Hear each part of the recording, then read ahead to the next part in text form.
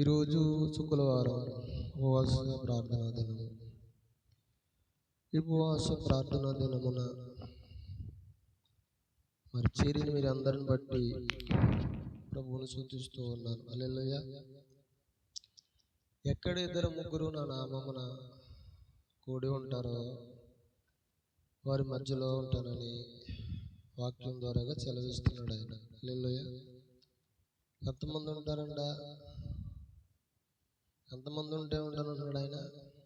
ఇద్దరు ముగ్గురు అమ్మా ఉన్న చోట ఉంటానంటున్నాడు ఆయన. హల్లెలూయా. మనం ఇద్దరుగాను ముగ్గురుగా ఉన్నప్పుడు ఆయన మన మధ్యలో మన సమక్షంలో ఉంటాడండి. మత్తయి సువార్తలో ఆ సందర్భాన్ని మనం 18వ అధ్యాయంలో మనం చూసినప్పుడు మత్తయి సువార్త 18వ అధ్యాయము అలాగనే 19వ వచనం కానించి మనం చూడవచ్చు. మరియు నీలో ఇద్దరు తమ వేడుకను దేనిని గూర్చి అయినా భూమి మీద ఏకీవించిన ఎడల అది పరలోకమందున్న నా తండ్రి వలన వారికి దొరుకునని నీతో చెప్పుచున్నాను. హల్లెలూయా. ఎంతమంది ఎంతమంది అంట? 100 వేలు లక్షలు అంటున్నాడు ఆయన. సమూహాలుగా ఉన్న వాళ్ళు అంటున్నాడా? కాదు.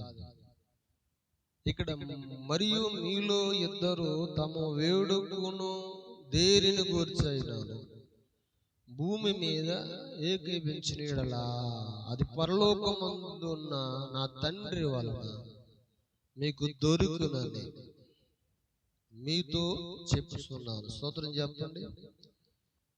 ఎంతమంది అని అంటే 100 కాదు, 1000 కాదు, లక్షలు కూడా కాదు.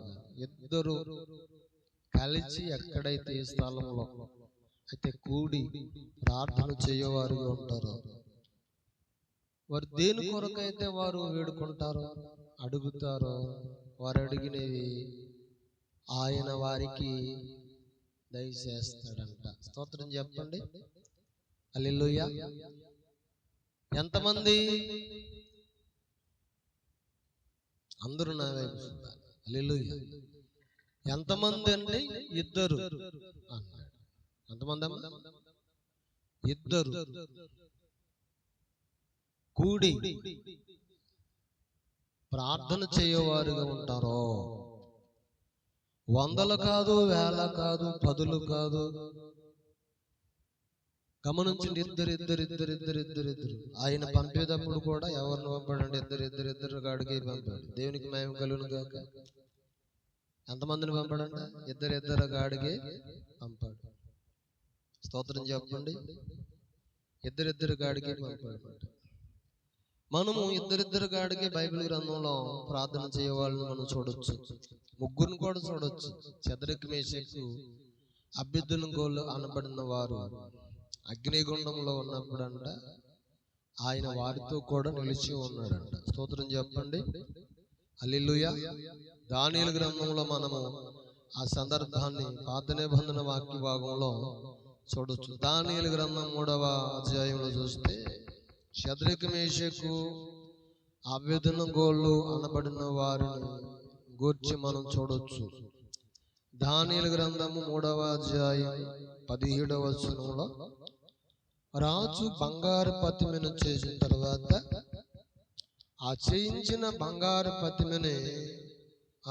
ప్రతిమకు నమస్కారం చేయమని అక్కడ రాజు ఒత్తిడి చేయగా వారి మీద లేని పక్షమునంట వారిని మండు అగ్నిగుండంలో వేస్తానని చెప్పి నెబుకద్నెజరు అక్కడ వారు బెదిరించుతున్నప్పుడు అక్కడ షద్రకు మేషకు అబేద్నెగోలు అనబడిన వారు ముగ్గురు ఉన్నారన్నమాట.